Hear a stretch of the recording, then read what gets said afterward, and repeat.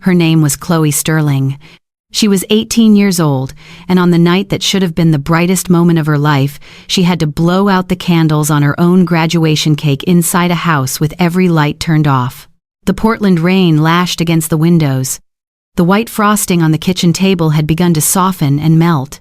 The words congratulating the valedictorian were still written across the cake, but no one was there to read them. Chloe's phone lit up. Her mother's message contained only one sentence. "Your brother is having a crisis. This party is not that important, Chloe." She stared at the screen for a long time. She did not cry. She simply lowered her head and blew out each candle. As the final flame disappeared, Chloe felt an invisible cord inside her heart finally snap.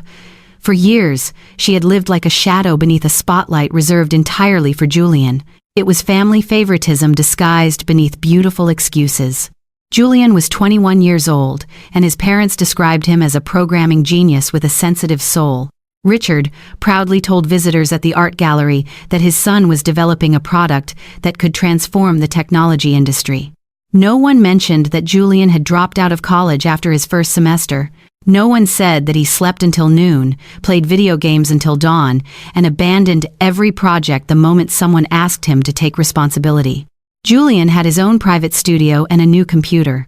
Chloe studied in a sweltering attic where rainwater often blew across her desk. The laptop she used was one Julian had thrown away, with a purple line running vertically down the screen, but Chloe never complained. She studied while the rest of the house slept, revised her essays to the rattling sound of an old fan, and hid her exhaustion behind a silence her parents mistook for obedience. What they did not know was that Chloe had applied to a prestigious university in Seattle entirely on her own. She wrote her own essays, requested her own recommendation letters, and completed every part of the application process without their help. 3 weeks before graduation, a thick envelope arrived at her school. Chloe had earned a full scholarship. Her tuition, housing, and books would all be covered. She kept it a secret because some part of her still hoped that her parents might finally see her, even if only once.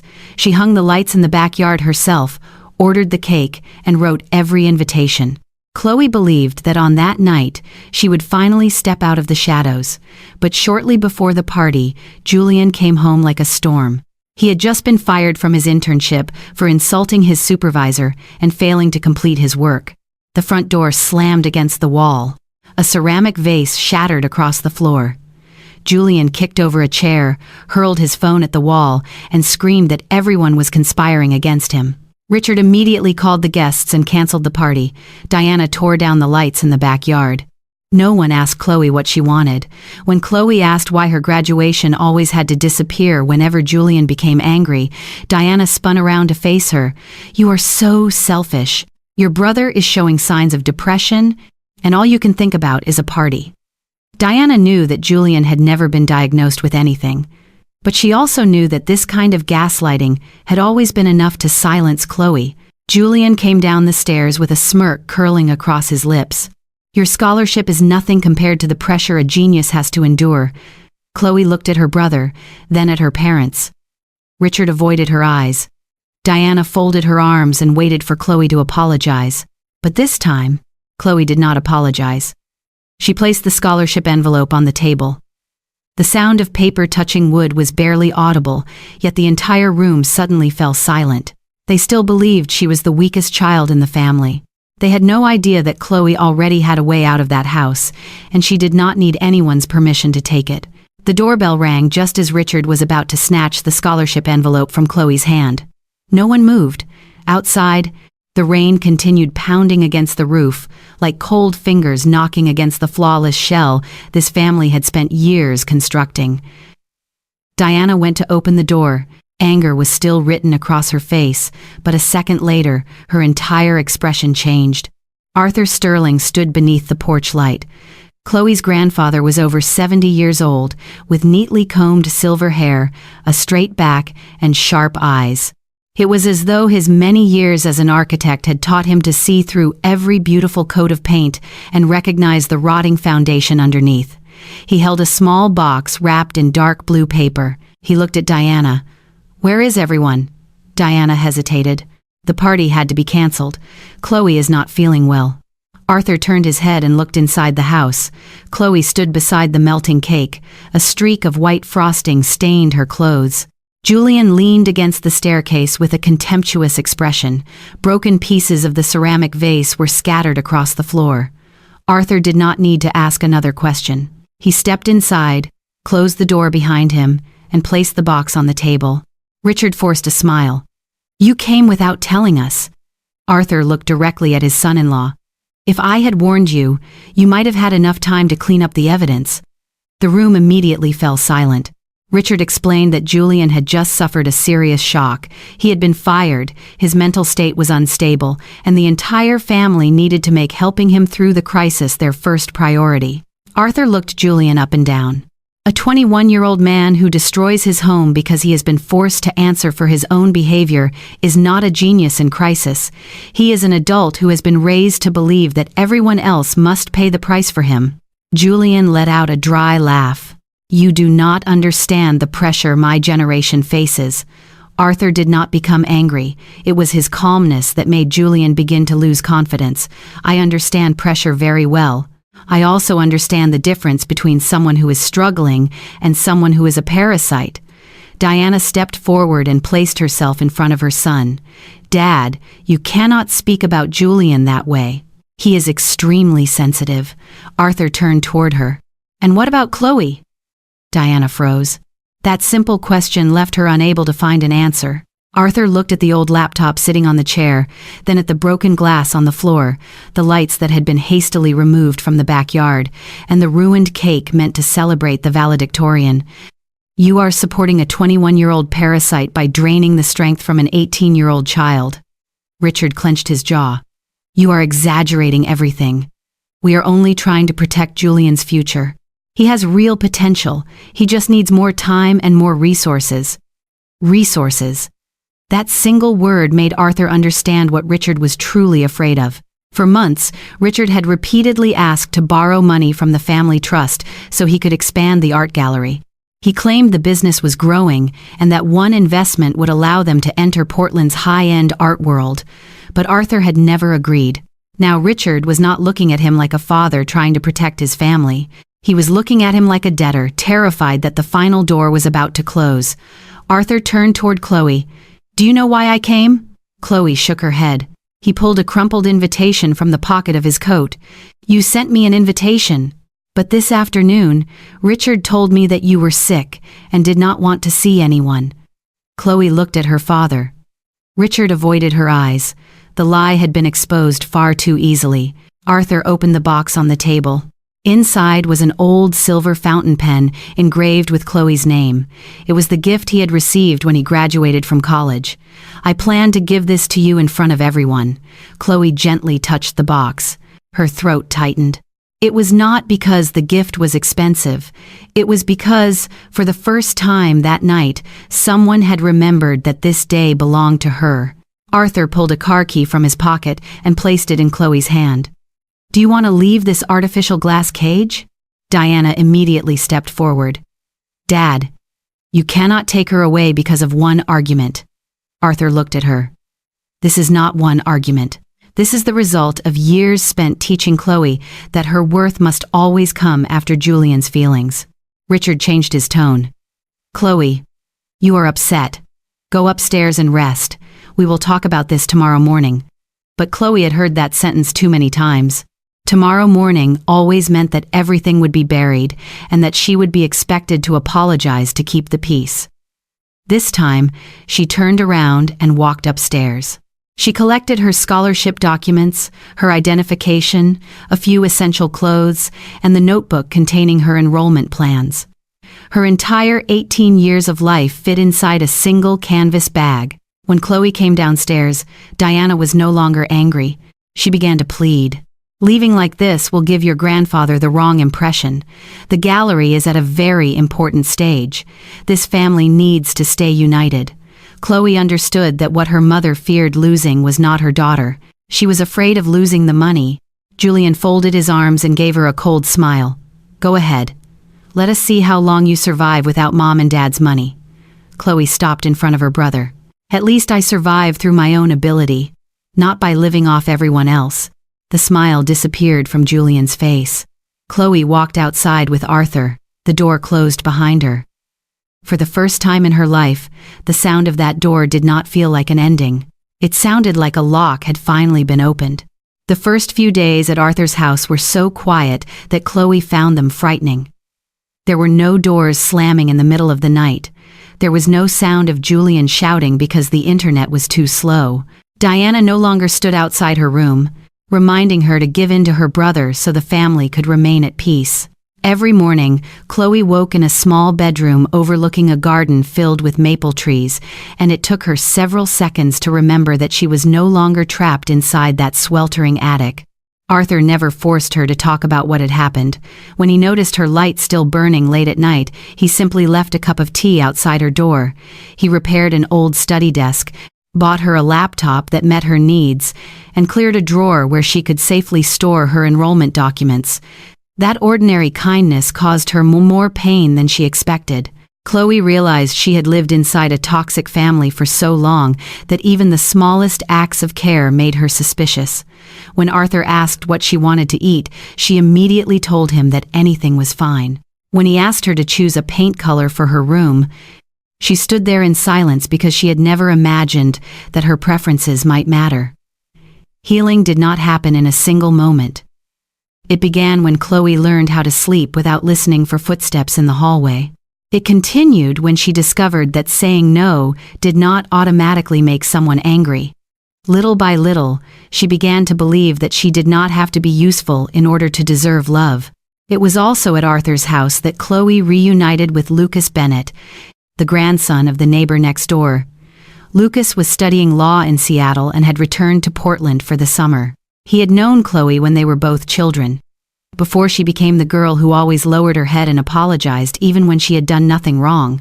Lucas helped her review her enrollment documents, organize her financial paperwork, and understand every clause in her dormitory agreement. He did not pity Chloe. He treated her like someone who had the right to make her own decisions. That made her stronger with each passing day, but Richard and Diana refused to leave her alone. At first, their messages were gentle. "Mom misses you. Dad only wants the whole family to talk calmly. Julian is suffering because you left." When Chloe did not respond, their tone changed. "You are making your grandfather misunderstand this family. Because of you, he has frozen the financial support for the gallery. Do you have any idea how much pressure your parents are facing?" Arthur had formally refused to let Richard access the family trust. He had also demanded a review of every request for money that had ever been made in the name of helping the family. Richard panicked. Diana became furious. In their eyes, Chloe was no longer a daughter they wanted to bring home. She had become the reason their money had disappeared. After several days of silence, Chloe sent one message. "If you ever want me to see any of you again, Julian must get a job and move out of the house." No one replied. 2 days later, Chloe returned to her former high school to collect her graduation records. She saw Julian's car parked close to the curb. He stepped out before she had time to turn away. "You think you have won?" Julian approached her quickly. His face looked gaunt, and his eyes were red from several sleepless nights. He accused Chloe of manipulating Arthur, destroying the gallery's future, and stealing the investment money that should have belonged to him. Chloe stepped back. "I did not take anything from you." "Liar." Julian grabbed the strap of her bag. He insisted that their grandfather must have given Chloe a bank card or documents connected to the family trust. Chloe held tightly to the bag, but Julian was stronger. The fabric strap tightened painfully around her wrist. Another hand suddenly closed around Julian's arm. Lucas was standing behind him. "Let her go." Julian turned and tried to shove him, but Lucas did not move. "You are attempting to take someone's personal property and using force against her without her consent. The school cameras are recording everything. Would you like me to call the police right now?" The confidence on Julian's face began to falter. He released the bag, but he continued moving toward Chloe. "You will regret this. Without your family, you are nothing." This time, Chloe did not tremble. She took out her phone. The screen showed that the audio recording was still running. "Take one more step toward me, and this evidence will be sent directly to the Portland police." Julian looked at the phone. He looked at the camera above the school entrance. Then he looked at Lucas. For the first time, he understood that Chloe was no longer the younger sister he could intimidate by raising his voice. He stepped back. His car tore out of the parking lot with the engine roaring. That evening, Diana sent one final message. "You ungrateful little brat. How dare you threaten to have your own brother arrested? We have no daughter like you." Chloe read every word. Part of her still hurt. The child inside her, the one who had spent years waiting for her mother to enter the attic, still hoped the next message would contain an apology. But no apology came. Chloe blocked Diana's number. Then Richard's. Finally, Julian's. The screen fell silent. She put down her phone and walked into the garden, where Arthur and Lucas were sitting beneath the warm yellow lights. Chloe had once believed that leaving her family meant losing everything. That night, she understood that she had reclaimed the most important thing of all, the right to live her own life. 3 months after Chloe left, Richard's gallery lost its largest contract of the year. No one in the family called it a collapse. They continued posting perfectly edited photographs on social media. They continued writing about art, gratitude, and the strength of family unity. But behind the polished glass doors, everything was cracking faster than they could conceal it. When Chloe still lived at home, she had been the person who quietly kept everything functioning. She answered invitations, checked artwork delivery schedules, cleaned up after client receptions, and reminded Diana about important appointments. No one paid her. No one acknowledged her work. They simply called it the responsibility of being part of a family. Only after Chloe disappeared did the size of the emptiness she left behind become clear. Diana repeatedly forgot appointments with clients.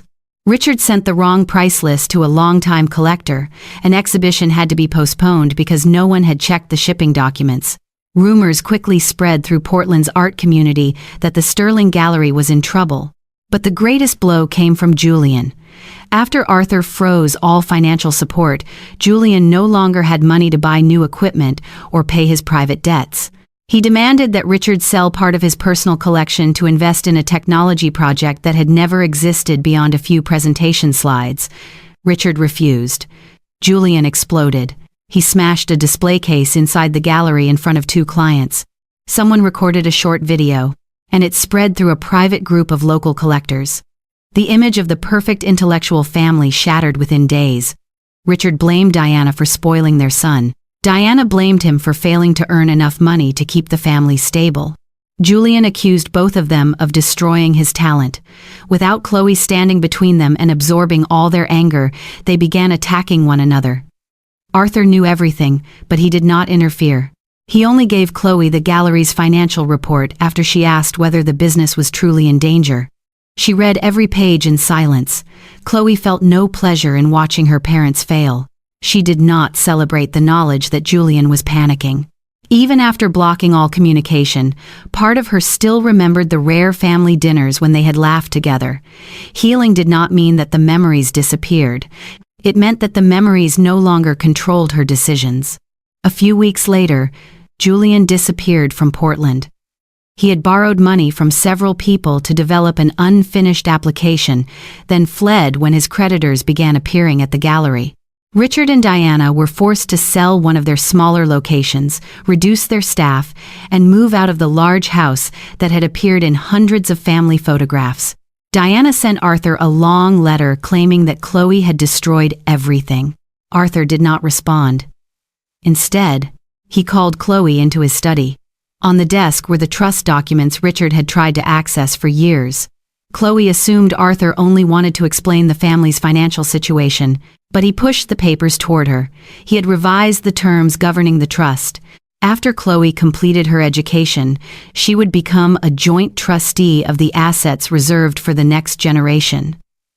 Any financial support given to Richard, Diana, or Julian would have to be approved according to clearly defined standards of financial responsibility. Chloe stared at him, unable to speak. They had once treated her as the weakest child in the house, the one who should be grateful simply because she had been given a roof over her head, the one who had no right to speak. But in the end, Chloe became the person with the authority to decide whether that family would continue to have access to the wealth they had always assumed belonged to them. Arthur did not give her that power so she could take revenge. He gave it to her because she was the only person who understood the value of responsibility. Chloe signed the documents, but she did not use her new authority to hurt anyone. She established only one rule: no one would receive money while continuing to avoid the consequences of their own choices. That autumn, Chloe moved to Seattle. One afternoon, she sat on the university campus with Arthur and Lucas. The wind gently turned the pages of her new books. The rows of trees had begun to turn golden, and sunlight passed through the leaves before falling across the warm cup of coffee in her hands. Lucas asked whether she missed home. Chloe looked across the wide courtyard in front of her. She had once believed that home was the place where she had been born. Later, she understood that home should be the place where she did not have to make herself smaller so that someone else could feel larger. She had not left her family because she was cruel. She had left to overcome adversity, preserve her self-respect, and rescue the part of herself that had nearly been buried beneath years of psychological manipulation. Chloe smiled. For the first time, the future in front of her did not belong to Julian, Richard, or Diana. It belonged to her. And in the gentle light of that Seattle afternoon, Chloe finally understood what freedom truly meant. Sometimes, walking away is not an act of weakness. It is the first step toward saving yourself. Chloe's story reminds us that family should never require us to surrender our dignity, silence our pain, or become smaller so someone else can feel powerful. Have you ever had to set boundaries with someone you loved, or leave a toxic relationship to protect your peace? Share your thoughts in the comments. Your story may give someone else the courage they need today. If this story moved you, please like the video, subscribe to the channel, and turn on notifications for more emotional family stories.